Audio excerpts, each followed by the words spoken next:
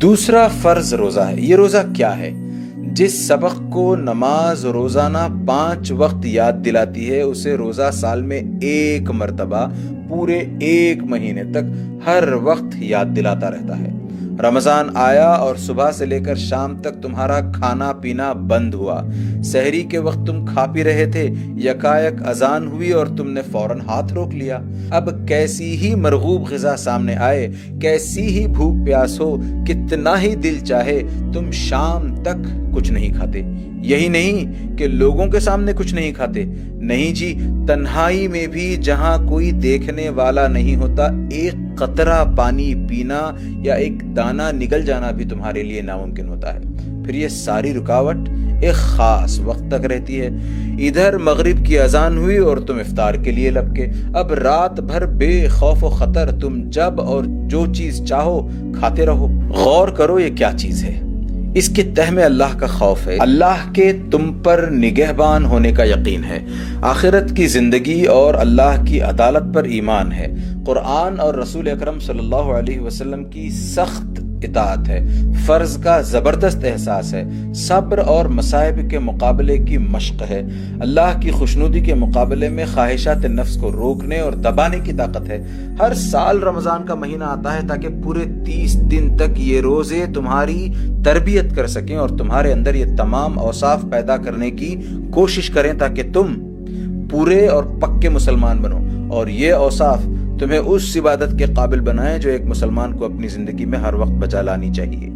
پھر دیکھو، اللہ نے تمام مسلمانوں کے لیے روزہ ایک ہی مہینے میں فرض کیا ہے تاکہ سب مل کر روزہ رکھیں، علیحدہ علیحدہ نہ رکھیں۔ اس کے بے شمار دوسرے فوائد بھی ہیں۔ ساری اسلامی آبادی میں پورا 1 مہینہ پاکیزگی کا مہینہ ہو جاتا ہے، ساری فضا پر ایمان اور اللہ کا خوف اور اللہ کے احکام کی اطاعت اور پاکیزگی اخلاق اور حسن عمل چھا جاتا ہے۔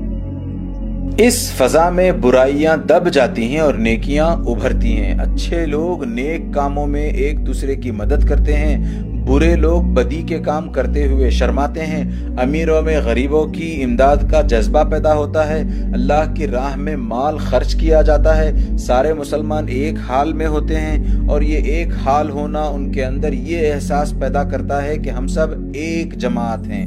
ان میں برادری، ہمدردی اور باہمی اتحاد پیدا کرنے کے لیے یہ ایک کارگر نسخہ ہے۔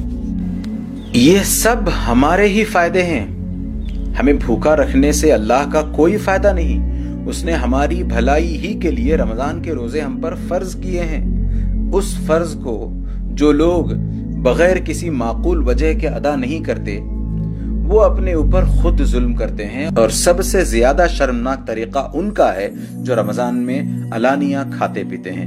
وہ گویا اس بات کا اعلان کرتے ہیں کہ ہم مسلمانوں کی جماعت میں سے نہیں ہیں، ہم کو اسلام کے احکام کی کوئی پرواہ نہیں، اور ہم ایسے بے باک ہیں کہ جس کو اللہ مانتے ہیں اس کی اطاعت سے بھی ہم کھلا منہ موڑ جاتے ہیں۔